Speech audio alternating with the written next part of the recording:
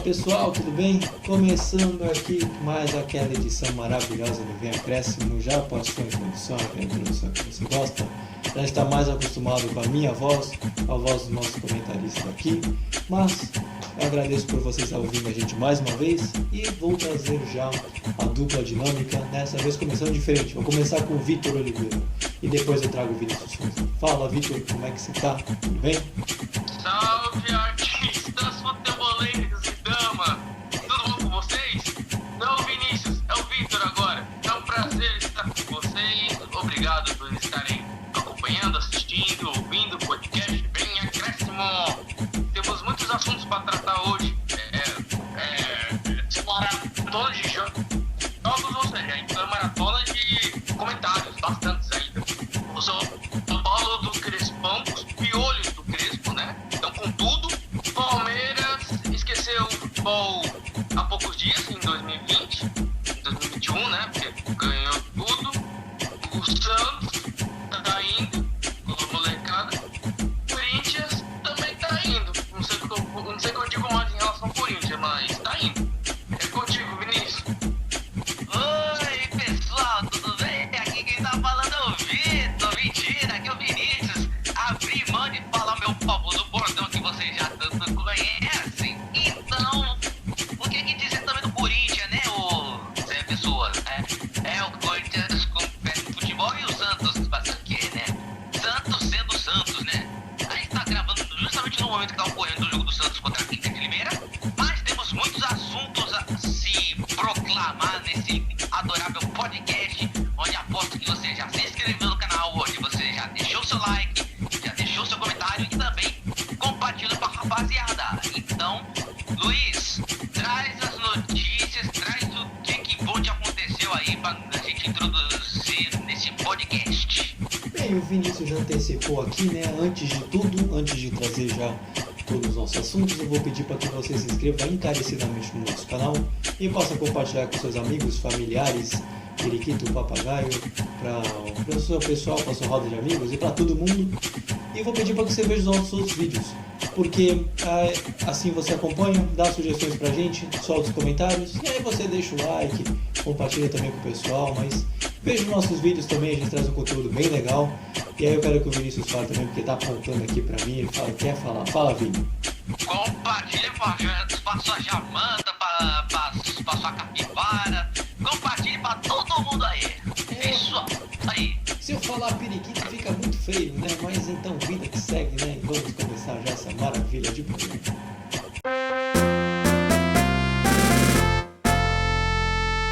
É preciso ser muito inteligente porque é que hoje nós trouxemos poucos jogadores. Primeiro porque temos muitos jogadores de fora lesionados, temos o Verón fora, já vos disse que o Wesley tem problemas de pubalgia, hoje tivemos que o guardar, temos um menino que tem um toque,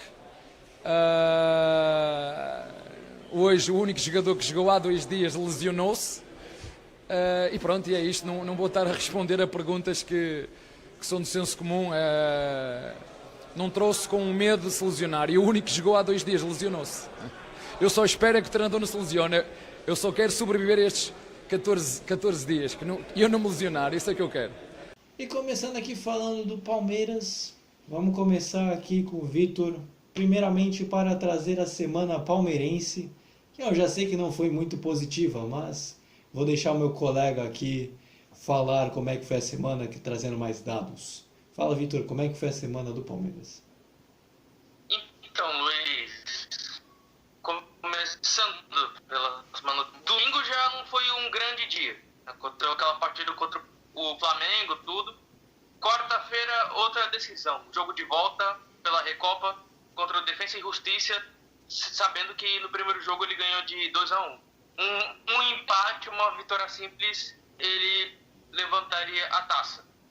Não foi isso que aconteceu. Infelizmente, o Palmeiras perdeu a partida. Foi uma partida muito difícil, falando assim no contexto. O Defensa e Justiça parecia que estava na Argentina. Era o dono da casa, digamos assim.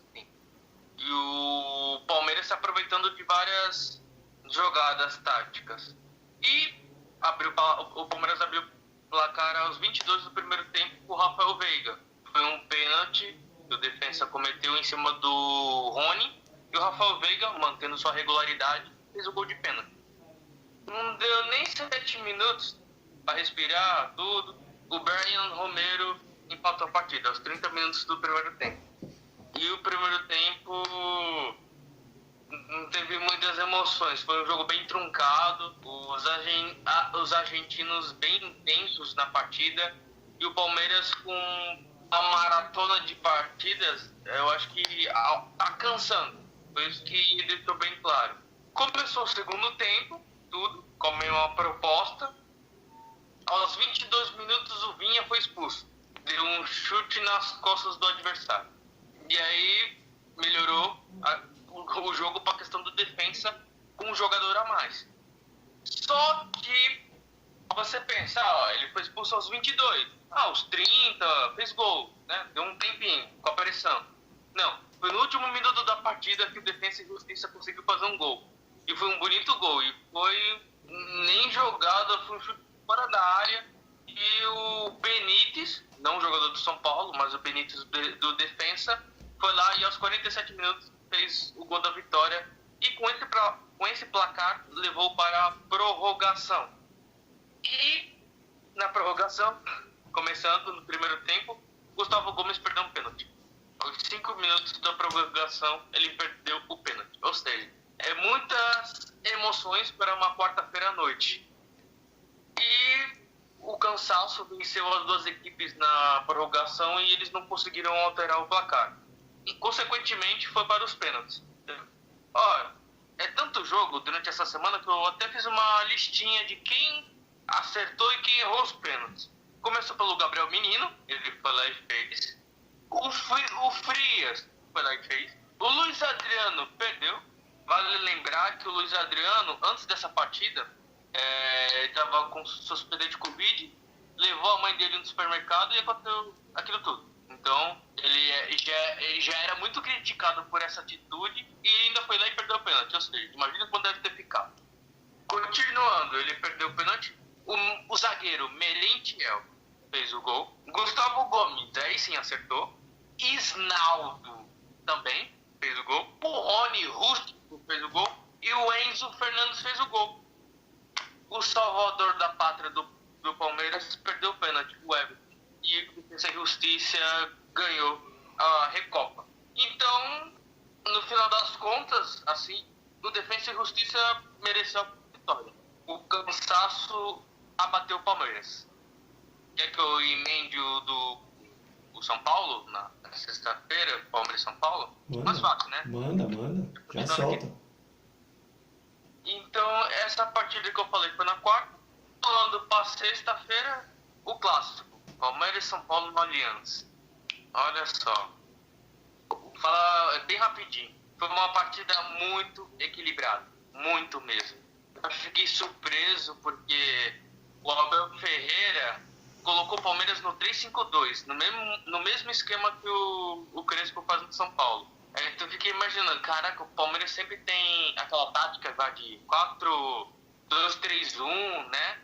Aí nessa pegou lá com o adversário, fez o 3-5-2. Olha só, como é que vai sair tudo. Eu vou mostrar minha opinião para vocês. Quando eu vi essa escalação do Palmeiras no 3-5-2, eu falei, não vai dar certo. Porque o Palmeiras vem jogando uma tática diferente dela. E jogando nessa tática 3-5-2, com jogadores que são reservas, que não tem aquele entrosamento, né, não vai dar tão certo assim. O Palmeiras segurou o São Paulo no primeiro tempo, assim.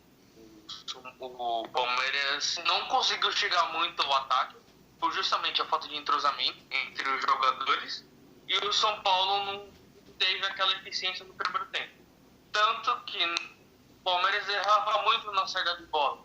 Tanto que no segundo tempo o São Paulo foi lá numa errada do Gustavo Scarpa, saída de bola errada, o Dani Alves roubou e o Pablo fez o gol, o único gol da vitória do São Paulo. Porque a partir desse gol do Pablo, o Palmeiras não conseguiu mais chegar.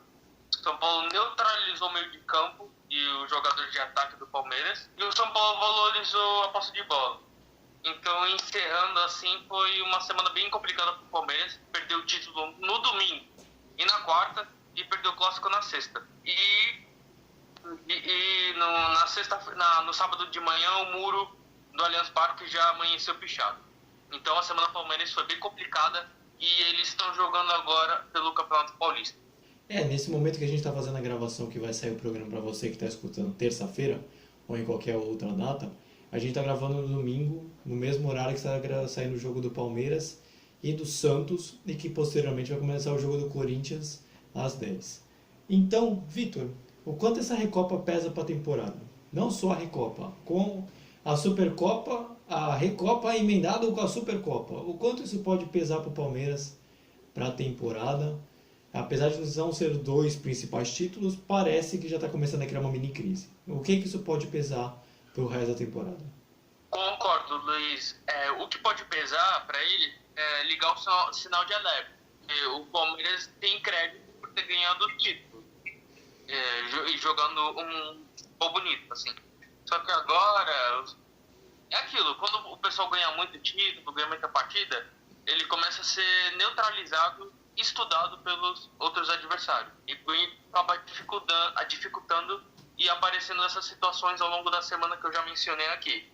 Então, e também esse calendário maluco não ajuda muito a recuperar seus adversários, né? O Palmeiras, no caso. E os adversários também, né? Porque esse calendário tá todo mundo apertado. Diga o São Paulo nessa semana. Então é questão do rodízio e tudo. E eu creio que não vai impactar muito, porque o pensamento do Palmeiras é a Libertadores. O Paulista é mais um laboratório para ele ver com quem ele pode contar para o resto da temporada. E como é que você faz a análise até agora do Palmeiras no Paulista? Tá legal? Você acha que a campanha tá boa? Desde aquela volta, quando teve a paralisação, voltou, tá esse calendário maluco, mas como você vê a campanha do Palmeiras no Paulista? Você acha que está satisfatória pelo nível do elenco, pelos campeonatos? Como você avalia? Então, Luiz, como tem times que tem bastante jogos, tem times que tem menos jogos, assim, o Palmeiras, se não me engano, está com 6 jogos, ou 5. A campanha do Palmeiras no Paulista, Luiz, tá bem regular, assim, porque tem times que já jogaram bastante partidas, tem outros times que jogaram menos, tudo diante do calendário, da prioridade, porque tem times que estão envolvidos em Libertadores, Copa do Brasil, tudo, então tem uma prioridade maior em fazer seus jogos primeiro. E acontece essa sequência de jogos malucos. Então eu acho que aos poucos o Palmeiras vai se encaixando. O problema, assim, espero, né, como setorista do Palmeiras, com essa sequência de jogos o Abel não perca jogadores, porque é necessário fazer rodízio nessa campanha do Paulista, emendando junto com o Libertadores. Então vai ser bem complicado a situação, tudo, mas eu acredito que o Palmeiras vai se ajeitando e ele vai utilizar esse Paulista como laboratório para testar os jogadores com que ele pode contar para o resto da temporada. E para fechar o assunto do Palmeiras, sem falar dos próximos jogos, vamos falar do campeonato mais importante que o palmeirense quer escutar, que é a Libertadores. A Libertadores da América vai começar nessa semana, que está se iniciando, e o Palmeiras vai enfrentar o Universitário, que é um dos times, acho que talvez de menos conhecimento aqui no Brasil. Mas o grupo do Palmeiras não é um grupo muito fácil, né, Vitor? O grupo do Palmeiras está complicado. E você acha que o Palmeiras, não vou dizer campeão, mas tem tudo para fazer talvez uma campanha legal nessa Libertadores pelo time que tem?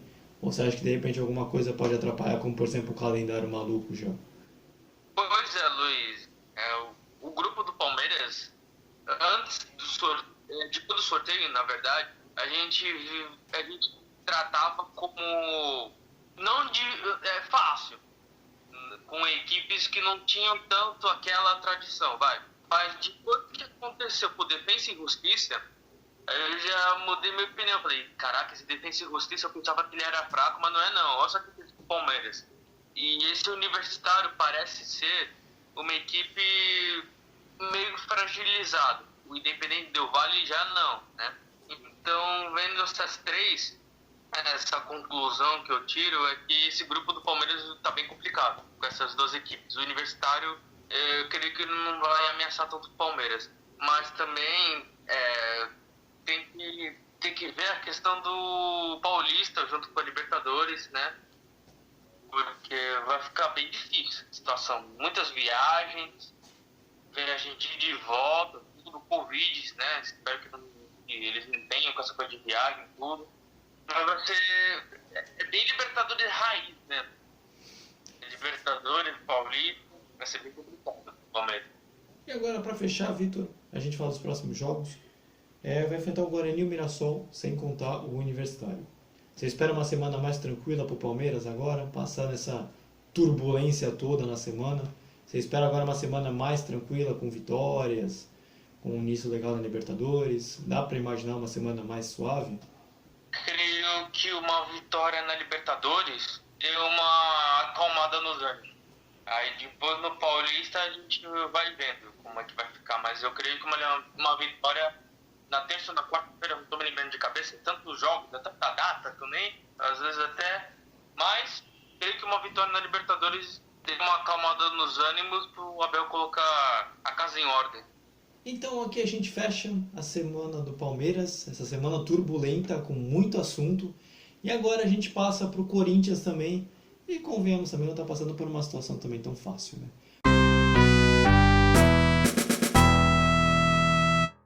Em momento algum eu citei que uma equipe era a titular ou a outra era a reserva, né? A partir daí eu posso falar que houve uma mescla de jogadores, até para que nós tivéssemos duas equipes entrando com poder de fogo, vamos dizer assim.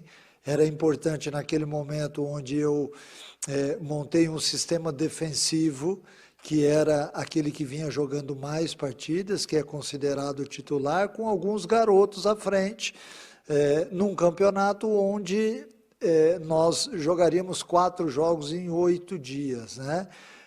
E posterior a isso, o pensamento era, no outro time, a gente entrar com alguns atletas experientes, a maior parte deles também com alguns atletas mais jovens que já estavam no clube.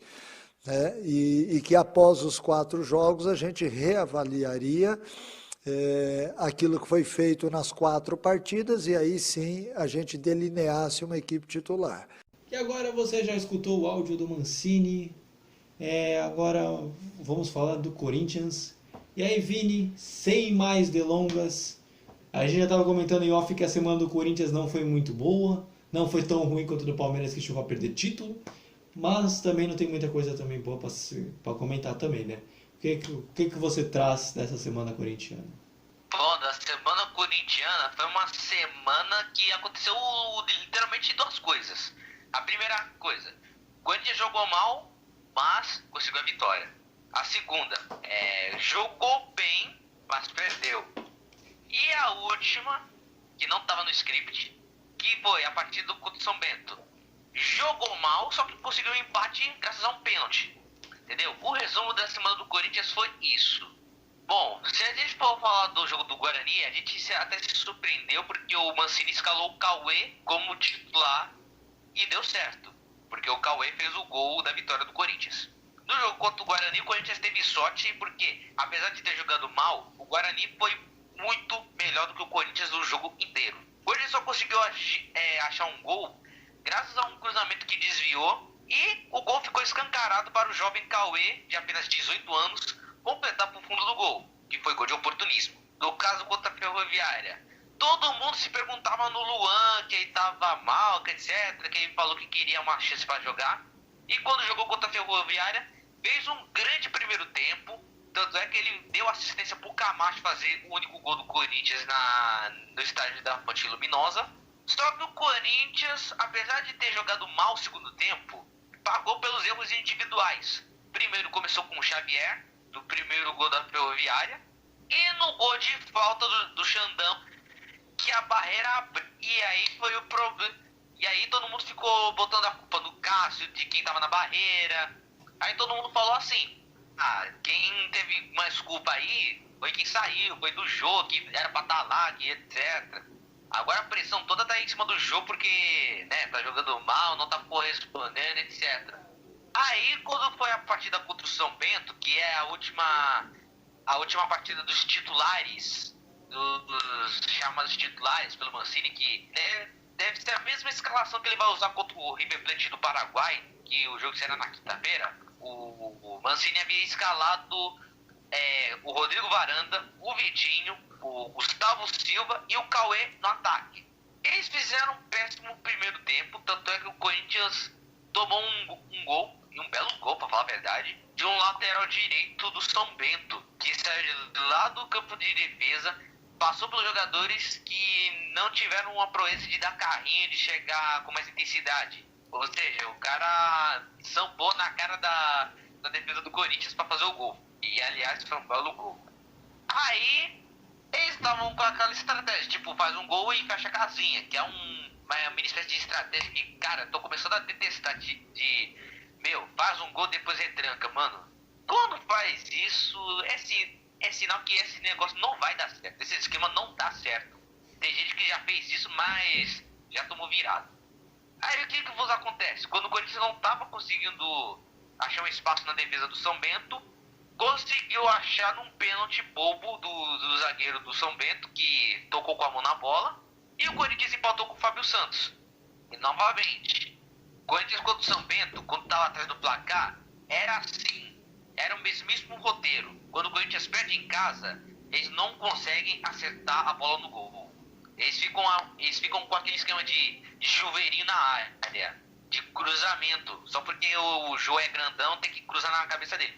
Meu, eles deviam tentar algo diferente, tipo uma enfiada de bola, combinar alguma jogada, alguma coisa assim, entendeu? Ficar nesse esquema de chuveirinho na área não vai dar certo, porque a defesa rival vai tirar todas, literalmente.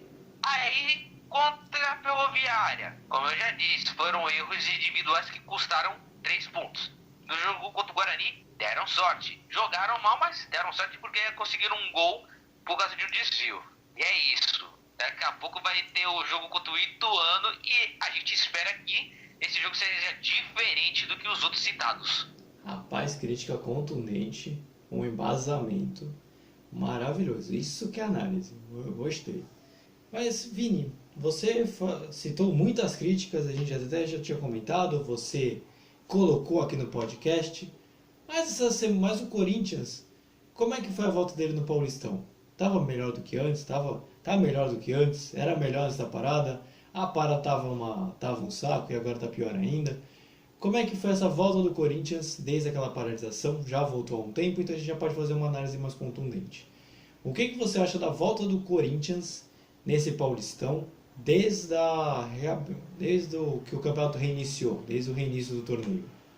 Olha, o reinício do Corinthians nesse campeonato, cara, tem duas coisas que tem que ser dita, que é o seguinte, quando o Corinthians tá mal, jogando mal, consegue ganhar um jogo. Aí quando tá bem, consegue perder. Aí o Corinthians tem que mudar esse estilo de tipo assim, a gente tem que ganhar e jogar bem. E a gente não pode jogar mal e perder ou jogar mal e empatar, assim.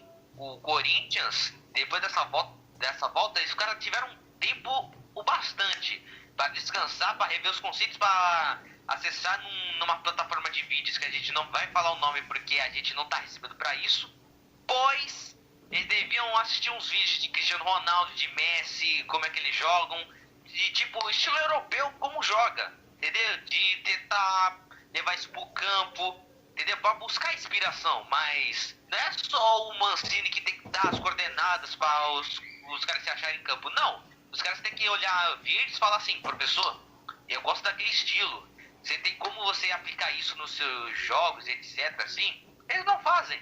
Eles acham que é assim, eles vão ficar dependentes dos conceitos do Mancini, sendo que tem o improviso, entendeu? Tem jogadores que é assim, eu sou a favor do esquema de jogo técnico, mas eu adoro fazer diferente. Por exemplo, o Ângelo dos Santos. O Santos a gente vai falar por último. O Ângelo dos Santos, ele é o único que é diferente. O cara improvisa jogadas, o cara dribla jogadores, sendo que isso não tá no roteiro dele. Mas é assim, tem que buscar algo diferente sem contar sem ficar dependente do esquema, entendeu? Eu concordo, assino embaixo, faço essa crítica junto. Eu acho que tem muito jogador que só joga a partir do esquema e tinha que criar jogadas também, né? Mas a gente vai vendo como é que vai fazendo aqui pra frente. Vini, correu muito essa semana de que o Luan precisava ter mais chances, que Ele foi crítico depois do jogo contra a Ferroviária, falando que queria mais chances. E aí correu porque o Luan já foi uma vez o Rei da América, tem título de Libertadores. E foi o último grande investimento do Corinthians para a temporada e não vem agradando. E aí ele fez essa crítica pública à direção, Mancini, essas coisas. Foi justo? Para você é justo esse tipo de crítica? Você acha que ele tem essa moral ou de repente é uma crítica mesmo que tem que fazer ao Mancini? O que você vê nisso tudo? Luiz, eu acho que essa crítica do Luan é por causa do momento que ele vive. Ele fala que sofreu com percas familiares, ele falou que toda vez que ele joga é sempre criticado. Às vezes é mais por causa da fase dele. A fase dele já não é boa e tem torcedor que já tá empurrando para a fase pior, entendeu? E o momento é do seguinte: quando a fase do jogador não tá boa, tem que apoiá-lo sempre, entendeu? E quando o Luan disse que ele não tava recebendo chances, ele tava certo.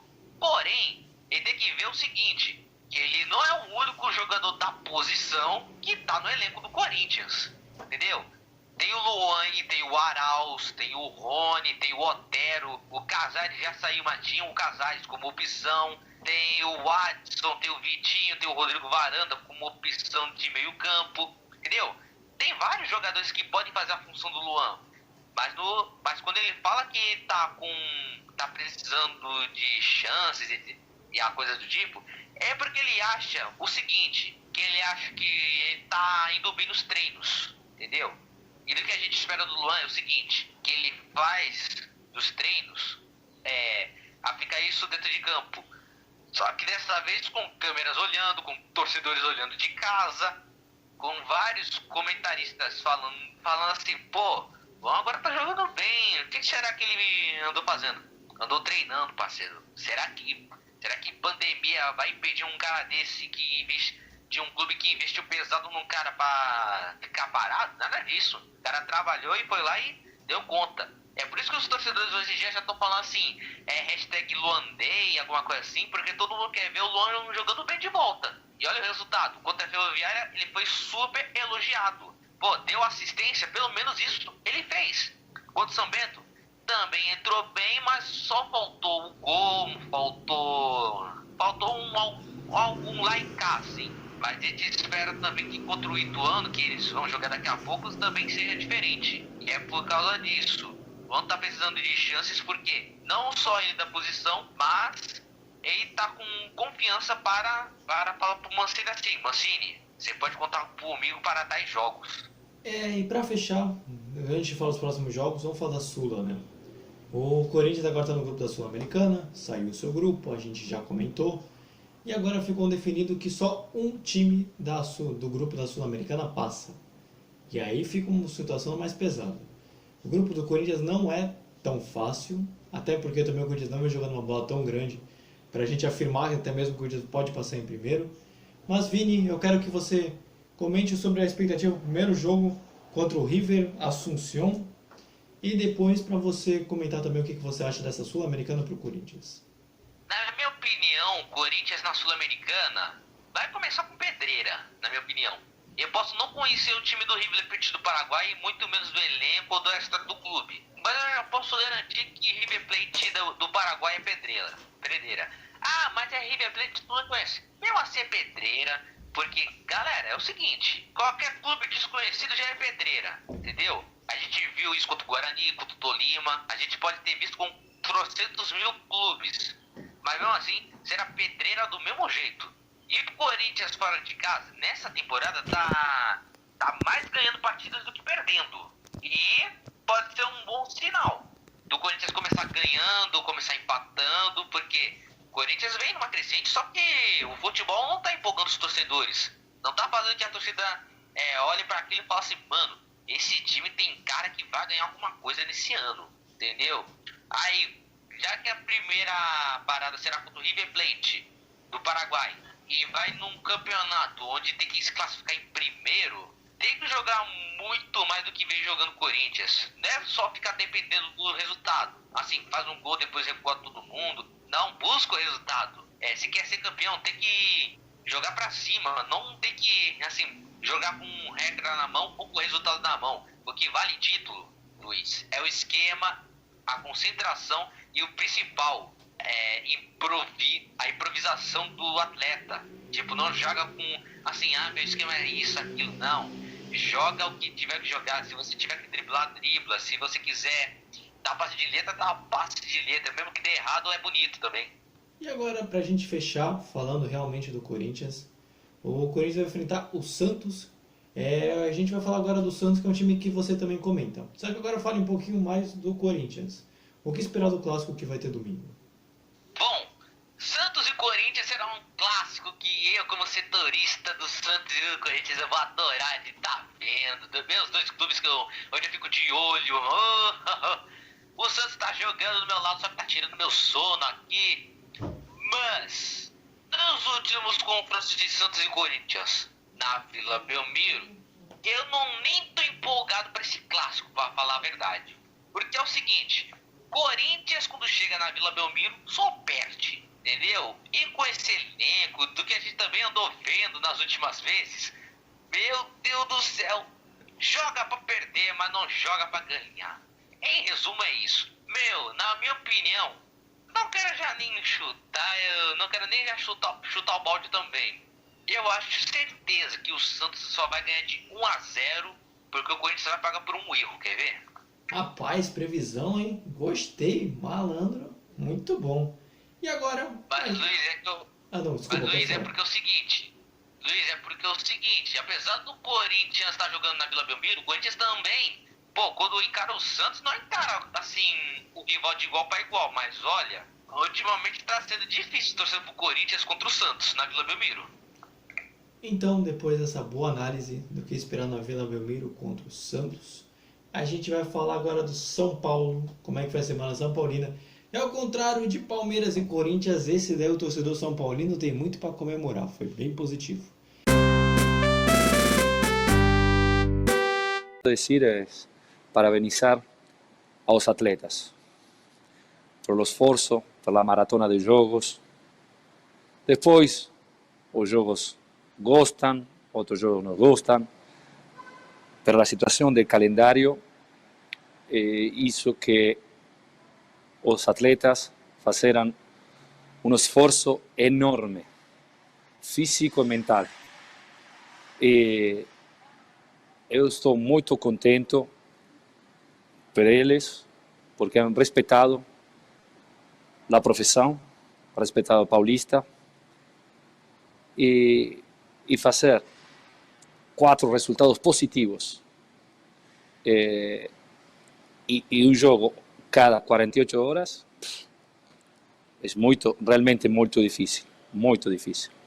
E agora, já passado o áudio do Crespo, a gente tentou arranjar talvez um jeito, ele estava se aperfeiçoando no português, né, no portunhol da vida, então acho que deu para entender legal. Vitor, vamos falar dessa semana São Paulina, que foi bem legal, né? Caramba, semana acho que quase perfeita, se não perfeita, né, Vitor? O que dá para ressaltar aí do São Paulo? Foi uma semana maravilhosa, o torcedor São Paulino. O time ganhou Caetano, Bragantino, Guarani e fechou com o Palmeiras. Em uma semana, basicamente. Ou seja, dificilmente outra equipe consegue fazer isso. É semelhante com o São Paulo de 1993 e de 1996, que teve essa mesma sequência, não com os mesmos jogadores, mas e o ano. Caraca, me confundi. Não o mesmo São Paulo que teve esses adversários, mas ganhou as 4 partidas. Começando foi de segunda-feira, né, dia 12, São Paulo 1-0 no Bragantino. Foi um jogo bem equilibrado. 2 times de Série A. O São Paulo, o Crespo escalou o Luan para ficar na cola do Claudinho, porque o Claudinho é a criatividade do Bragantino, é ele. Então o Luan evitou que o Claudinho fizesse um estrago no Morumbi. Foi um jogo muito equilibrado, eles não tiveram tantas chances. Era um jogo muito lá e cá, toda hora. O Daniel Alves sofreu com a marcação do Raul, tudo. A partir do segundo tempo, São Paulo foi conseguir o gol aos 25 do segundo tempo com um gol contra do Léo Ortiz. Foi uma bela troca de passos do São Paulo, passou pelo Luciano, Éder, aí chegou no Reinaldo na esquerda, ele chutou forte, aí bateu no Léo Ortiz e entrou para dentro do gol. E aí o São Paulo conseguiu uma vitória bem importante, com um adversário muito difícil. O RB Bragantino. Porque o São Paulo já não tinha ganhado o RB. Fazia um tempo que o São Paulo não ganhava. Então essa foi uma vitória bem importante. E o esquema do Crespo colocando o Luan para evitar que o Claudinho faça alguma coisa deu certo. Agora passando para quarta-feira, foi o São Paulo 3, Guarani 2. Foi um jogo bem agitado, foi bem movimentado. Que foi o São Paulo reserva, prevendo a partida contra o Palmeiras, com o time titular. Então quarta-feira foi o time alternativo. E foi a estreia do Miranda. Então o Guarani começou com tudo a partida. A jogada de escanteio foi um terror para a equipe de São Paulo durante o jogo inteiro. A zaga foi muito mal no jogo. O ataque meio de campo foi bem razoável. E o gol do Guarani numa jogada de escanteio foi aos 9 minutos do primeiro tempo com o zagueiro Ayrton. Foi uma falha do goleiro de São Paulo, o Lucas Perry. E não era a ideia do Paulo tomar um gol logo de cara. Então o São Paulo ficou nervoso. Demorou um pouco para ele entrar na partida e entender o que estava acontecendo. Destaque para o Thales Costa, eles entraram muito bem. O Wellington, acho que basicamente o melhor do jogo do São Paulo, menos a zaga, foram bem na partida. Tanto que tanta insistência, o Wellington fez o gol do São Paulo aos 44 do primeiro tempo. E eu esqueci de falar de um jogador que foi ótimo na partida, foi o Galeano, jogando na ala direita. Foi muito bem nessa partida, diga-se de passagem. E o primeiro tempo terminou 1-1, com várias chances de placar. Foi uma partida bem difícil para o tempo. Segundo tempo, São Paulo não deu nem trégua. Virou o jogo com o Igor Gomes aos 4 minutos do segundo tempo. Vamos ver a jogada do São Paulo. E aí o São Paulo foi para o abalo, foi para a pressão, tudo. Só que num erro de zaga, o Bruno Salve foi lá e empatou o jogo. Nos 25 minutos do segundo tempo. E aumentou ainda mais o drama, se eu posso dizer assim. Porque faz o gol, vira o jogo, mas depois toma o gol. Aí às vezes acontece aquele baque. Não sabe como o São Paulo vai reagir. O Vitor Bueno, o novo centroavante de São Paulo, antes de fazer o gol, perdeu um gol feito. E todo mundo já estava criticando ele. Não deu nem 2 minutos, ele foi lá, o Galeano deu assistência para o Vitor Bueno fazer o gol da vitória aos 38 minutos do segundo tempo. E a partir daquele minuto foi bola na área do São Paulo, que o Guarani colocou. O Galeano salvou uma bola que ela ia direto pro gol. Foi uma partida mais difícil do que a partida do RB Bragantino. São Paulo ganhou 3-2. Agora, indo para o último jogo dessa semana, Palmeiras e São Paulo, lá para do lado do São Paulo. Foi uma partida bem segura do São Paulo, foi bem paciente. O time todo foi bem, com o Daniel Alves na ala direita. O velho Daniel Alves na ala direita, né? Tempos de Europa, tudo. E no primeiro tempo o São Paulo não foi muito eficiente. Errava no último passe. E incrível como o Luciano dá uma dinâmica melhor para esse time. Tanto que o Daniel Alves colocou uma bola na cabeça do Luciano e o Luciano não pôde perder aquele gol se tratando de clássico. Aí, a partir do segundo tempo, foi aquele gol do Pablo, naquela insistência do São Paulo, a pressão na saída de bola do Palmeiras, e deu para o São Paulo, a partir dos 16 minutos, quando o Pablo fez o gol da vitória do São Paulo. E dali em diante foi o São Paulo na pressão também, não abaixou a guarda, tudo, e o Palmeiras não conseguiu buscar o empate. Então, no resumo, assim, rapidinho, que eu já falei bastante, né, porque é muito jogo, foi uma semana perfeita para o São Paulo entrar tranquilo para a Libertadores e deixou o São Paulo muito tranquilo para encaminhar sua classificação para as quartas de final do Campeonato Paulista. É contigo, Luiz. E para falar do São Paulo, eu não vou nem dizer como é que foi a volta do Paulistão, porque está sendo ótimo. Então, Vitor, qual é o maior mérito desse São Paulo que tem o melhor aproveitamento desse campeonato? Porque vem muito bem.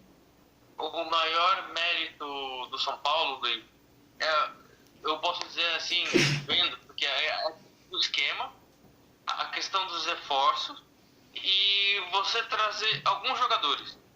Como assim trazer alguns jogadores? Lembra que o Rodrigo Nestor, na maior parte de 2019, 2020, sempre ficava na reserva. Não entrava para jogar. E olha só, ele tá jogando. E olha como ele é um grande jogador. Um grande construtor de jogadas. Um segundo volante tipo. Então, eu vou dizer um ponto, porque com ele o São Paulo melhorou muito na questão do meio de campo. Então, a vinda de jogadores assim, dentro do plantel, ajuda o treinador a ter várias opções para mudar no meio da partida ou começar jogando. E eu gosto muito desse esquema 3-5-2. Tem uma história do São Paulo, porque foi com esse esquema que o São Paulo ganhou tudo, né? Mas com as características que os jogadores do São Paulo têm com esse esquema, facilita tudo o trabalho dele. O Bispo já gosta desse esquema. Tendo os jogadores nessa característica desse esquema, facilita muito. O Reinaldo é muito ofensivo. Então você tendo um ala esquerdo como o Reinaldo, jogando do meio para frente, é ótimo. O Daniel Alves é a mesma coisa, se consagrou lateral direito. Jogando na lado direito, bom. 3 zagueiros firmes, vai. É o Léo, Bruno Alves e o Arboleda. Agora imagina quando entra o Miranda. Ou seja, tem várias opções. É por isso que o São Paulo foi bem e manteve o nível nessas partidas. E para falar agora, vamos falar agora da Libertadores. São Paulo veio muito bem no Paulista, justo. Todos os elogios, melhor aproveitamento. Vem de uma semana perfeita. Só que agora começa o campeonato que vale a temporada, que é a Libertadores da América. São Paulo não foi bem na Libertadores passada, caiu na Sul-Americana também, não foi positivo. E como é que agora talvez o Crespo vai ter que se organizar junto com esse elenco, entre aspas, renovado que você mesmo colocou, para fazer uma campanha melhor já diante do Sporting Cristal nessa semana que se inicia? Então, contra o Sporting Cristal vai ser na terça-feira, lá em Lima. Eu vejo o São Paulo o mesmo time que ganhou do Palmeiras. Porque não vai ter o Orejuela nem o Igor Vinícius que estão machucados. Então, creio que o Daniel Alves vai continuar na ala direita. E eu prevejo um São Paulo forte. Mais uma vez, eu acho que o Paulo não deva perder pontos terça-feira, apesar que vai ser um jogo difícil. O Sporting Cristal também é um outro grande adversário. Há mais de 20 partidas, 21 partidas sem perder, está invicto. Então é um time que tem que se respeitar. Apesar do grupo de São Paulo não ser tão difícil contra os outros, mas tem que se ligar. Então eu prevejo que o São Paulo faça um bom jogo, ele comece sua caminhada na Libertadores com o pé direito, e é sempre bom começar a primeira partida ganhando, né? Facilita um pouco para o resto da competição. E agora, pra gente fechar do São Paulo, vamos falar dos próximos jogos. A gente já falou do River, do River Assunção não, que era do Corinthians, o Sporting Cristal, que a gente falou da Libertadores. E agora, o Vitor, o que esperar pelo Paulista também, logo depois contra o Santo André e contra o Ituano pelo Paulista. O que dá para esperar desse São Paulo ao longo dessa semana? Assim, Luiz, a gente se preocupa e leva muito em consideração a data, né? A questão de preparação, tudo. O São Paulo vai jogar na terça e depois vai jogar na sexta. Vai ter uns quarta e quinta para definir o time. Vai ter 2 dias. Eu creio que o Crespo vai mesclar o time, porque depois de sexta vai jogar no domingo. Ou seja, vai ter só um dia de diferença para arrumar o time.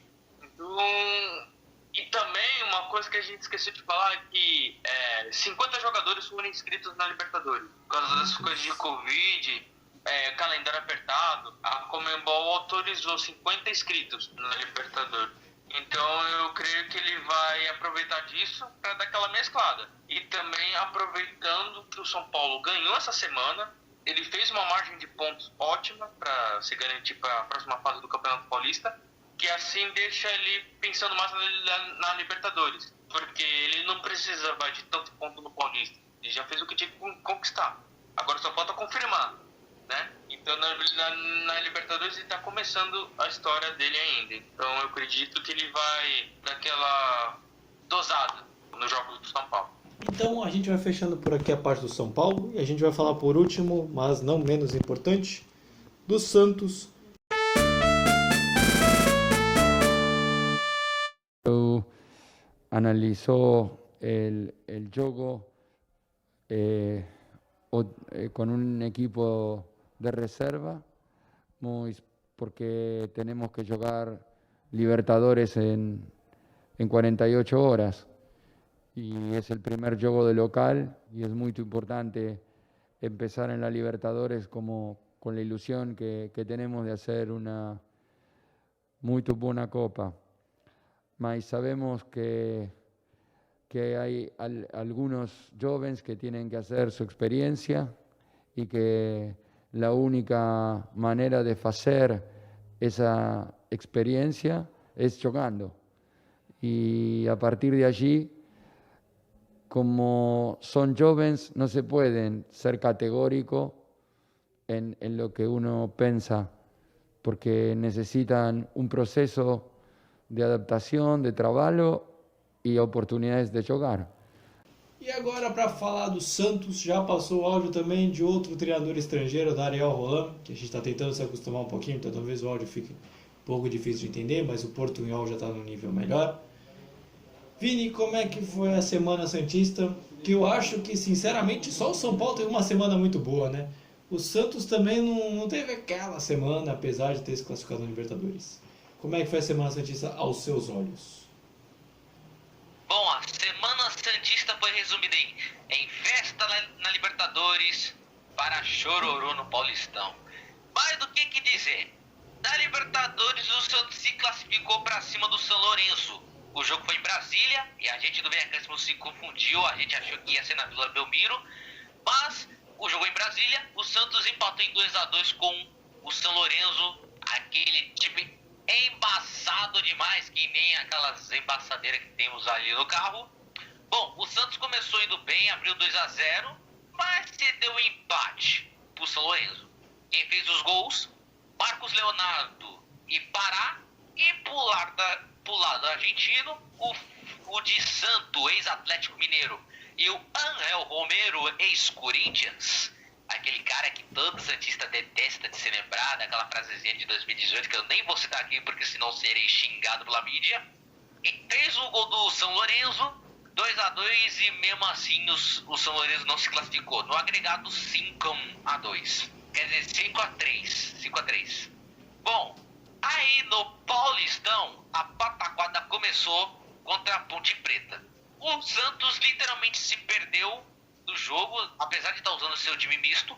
O Santos foi completamente dominado pela Ponte Preta. Destaque também para o atacante João Veras, que marcou 2 gols da partida e ainda ajudou na construção do terceiro gol da Ponte Preta, que foi marcado pelo Moisés. Bom, até aí eu não tenho como dar de desculpa, porque o Santos estava usando um time misto, mas era time reserva, então era só um teste, então não tinha como a gente pensar numa outra coisa. Assim, pensar assim, mesmo o Santos com time reserva vai ganhar e não sei o que. Não, mesmo você usando qualquer jogador, seja titular, reserva do time B, etc., você sabe que nem sempre o seu time vai ganhar. Às vezes tem que ganhar num dia e perder no outro, e aí tem que fazer essa famosa dosagem no futebol, que o futebol é maravilhoso por causa disso.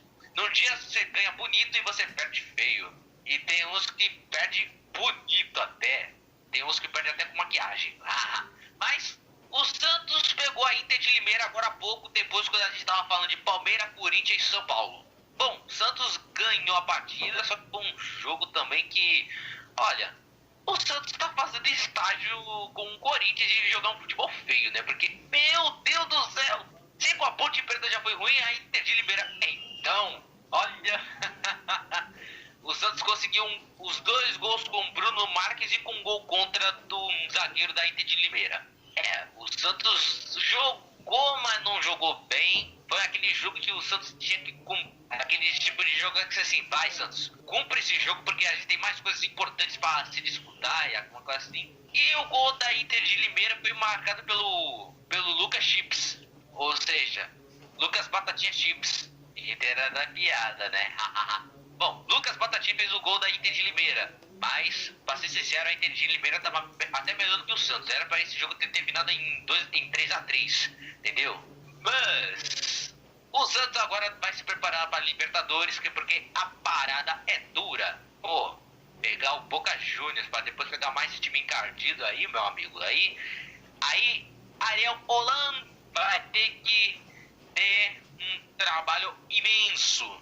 É como diz o nosso compatriota do roteiro, que o Ariel Holan precisa dar uma rolarizada nesses moleque aí. É, o Maurão, mó legal. Se você não escutou, vai subir um card aqui em cima se você está vendo pelo YouTube, sobre o nosso último podcast. E falar nisso, ao longo desse podcast, vai subir uma série de cards para você ir acompanhando nosso conteúdo também, sobre os nossos outros podcasts, nossos outros vídeos também.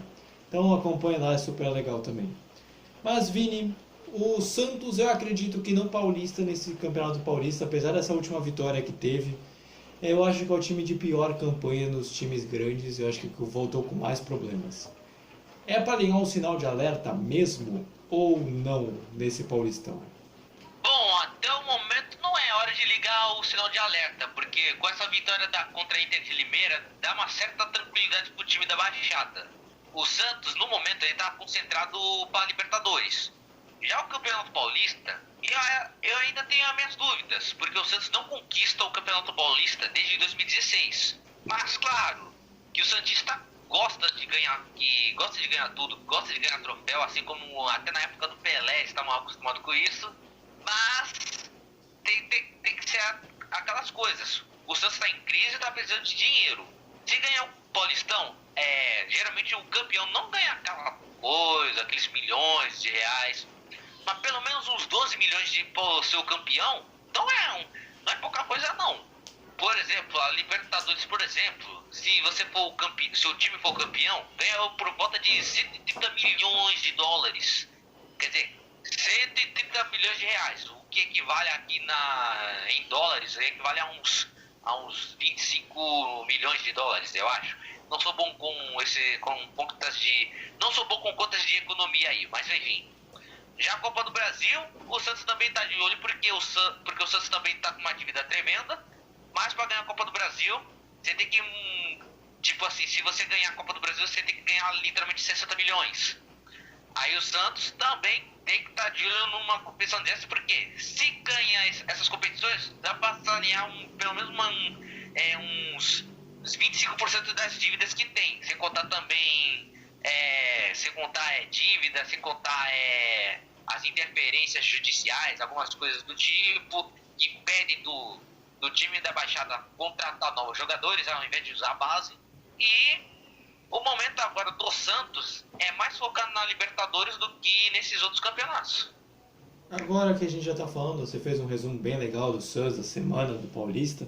Mas o Santos vai iniciar agora nessa terça-feira pela Libertadores da América contra o Barcelona de Guayaquil. O Santos não gosta muito de escutar esse nome de Barcelona, mas só que é o clube que vai estrear. E Vini, sinceramente para você, entre todos os grupos eu acho que o do Santos é o grupo mais difícil. E para mim o Barcelona de Guayaquil é o grande divisor de águas talvez desse grupo, né? Porque tendo Boca Juniors no seu grupo, você já sabe que o Boca vai passar. Mas Vini, o que você acha desse jogo e o que espera do Santos nessa fase de grupos? Que o Santos tem que fazer uma Libertadores com honrando a camisa. Tem que fazer uma Libertadores e apesar de a gente ouvir muitos torcedores falando assim, o Santos nesse grupo não tem chance, que etc. Fazer com que o time jogue bem e se tiver que saia de cabeça erguida. Mas se conseguir passar, a gente aqui do Vem Acréscimo fica feliz porque tem mais conteúdo pra gente falar. Mas contra um Barcelona de Guayaquil, bom, os cientistas têm um certo pesadelo com todos os Barcelonas. Já ouvi dizer que o Santos já marcou até um amistoso contra um Barcelona Futebol de Praia e chegou a perder de 1-0, com gol de calcanhar, inclusive, de uma bola que ficou pererecando aí. Mas, brincadeiras à parte, na última vez que Santos e Barcelona de Guayaquil se enfrentaram, não foi muito agradável dos santistas se lembrarem disso, porque o Santos enfrentou esse Barcelona umas quartas de final de Libertadores em 2017 e acabou sendo eliminado dentro da Vila Belmiro. E ainda mais daquele Barcelona que era forte, na minha opinião, era forte mesmo. Tinha Jonathan Alves, o Caicedo, tinha o goleiro Bangueira, todo mundo tinha um Álvares, um Caicedo, Caistade, tem o Acorda Cedo, tem o Salcedo, tem o Saltardi. Aí, vai Luiz, prossiga aí que tô falando asneira demais. Não, mas agora o Santos joga, sem contar contra o Barcelona de Guayaquil, contra o Novo Horizontino e depois contra o Corinthians. Vini, comente o que você espera dessa semana santista. E depois você fala do clássico, já comentou do lado do Corinthians, e agora você fala do lado do Santos, o mandante. Bom, quanto ao Novo Horizontino eu ainda tenho minhas dúvidas. O Santos vai jogar em casa, não é? Contra o Novo Horizontino. Vai. Então, bom, o Santos na visão de santista será moleza. Porque assim, o Santos e o Novo Horizontino, eles estão assim como é que eu posso dizer? Eles estão com um futebol meio parecido, assim, sem querer ofender tanto uma equipe quanto outra, mas tem uma coisa ali lá e cá que não fica encaixando, mas enfim. Eu acredito que esse confronto saia no empate, porque é o seguinte, o Santos está priorizando Libertadores, depois tem um clássico contra o Corinthians, e o Santista tá todo alegrinho, porque quando tem Corinthians e Santos na Vila Belmiro, todos os santistas já têm. Se quiser editar, acabei de ver, a gente edita essa parte. O Santos vai jogar fora de casa. Eu coloquei aqui no aplicativo, eu confundi com o jogo do Barcelona de Guayaquil. O Santos joga em casa contra o Barcelona, não fora. Ah, entendi. Depois você edita vai essa jogar parte. fora, entendi. Bom, refaz, a gente corta essa parte. Tá bom. Santos e Barcelona de Guayaquil que vão se enfrentar fora de casa lá no estádio, sei lá da onde, lá no Equador. Bom, vai ser uma parada difícil porque os santistas não gostam de se lembrar de qualquer Barcelona, inclusive de futebol de praia. Ouvi dizer que eles marcaram um amistoso e perderam de 1-0 com gol de calcanhar de um jogador do próprio Santos, e não vou revelar o nome porque senão ele vai me xingar aqui no ADM. Então, passando aqui do Barcelona de Guayaquil da Libertadores, vai pro Paulistão. A nossa pataquada continua com Santos e Novo Horizontino, e depois tem o clássico contra o Corinthians. Bom, eu acredito que Santos e Novo Horizontino vai sair no empate.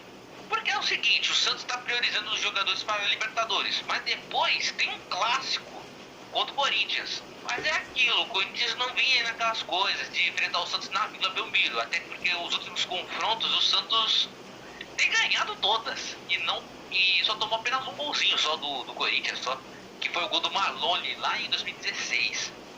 Eu sei, eu tô ficando velho, vocês também, só por causa dessa informação. Então, com essa pataquada, vamos colocar assim no Vinícius desse fim, então a gente vai fechando por aqui mais esse podcast. Eu sei que você queria ter escutado mais, a gente também queria ter bem mais assunto, mas tudo tem fim também, né? Então a gente vai ficando por aqui. E eu quero saber só se o Vini tem frase, eu quero saber, Vini, solta a tua frase, que eu soube aqui por off que é boa, viu? A frase, meus amigos, é a seguinte: a gasolina está igual à minha vida amorosa, melhor trocar por álcool. Reflexo de muita gente aqui, dá para listar, eu acho que nós três conseguimos listar uma lista de pessoas que já fizeram isso, mas tudo bem, deixa quieto. Então, antes só de a gente fechar, passar o fechamento para eu, para a dupla dinâmica aqui, vou pedir para que você de novo se inscreva no nosso canal, acompanhe nossos cards que passaram aqui em cima dos nossos outros conteúdos, é super legal, a gente traz vários assuntos desse mesmo estilo. Acesse o nosso Instagram, nos siga nas nossas redes sociais, vai estar aqui embaixo, nos siga pelos mais diversos agregadores de podcast, vai estar aqui na descrição também, e compartilhe isso com esse vídeo com seus amigos, familiares, e comente também o que você achou. Então, Vitor, seu momento de se despedir, se despeça do pessoal. Obrigado por mais esse programa juntos.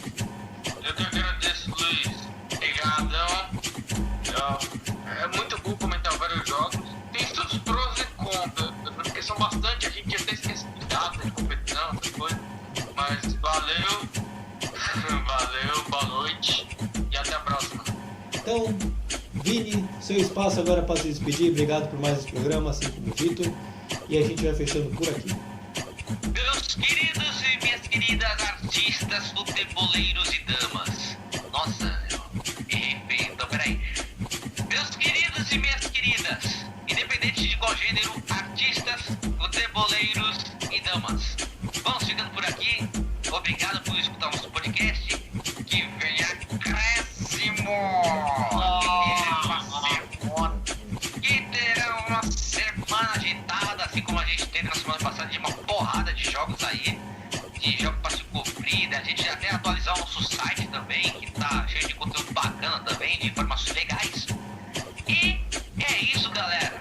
Acesse venhacréscimo.wordpress.com. Aqui você confere a Acréscimo de verdade. Então, tchau,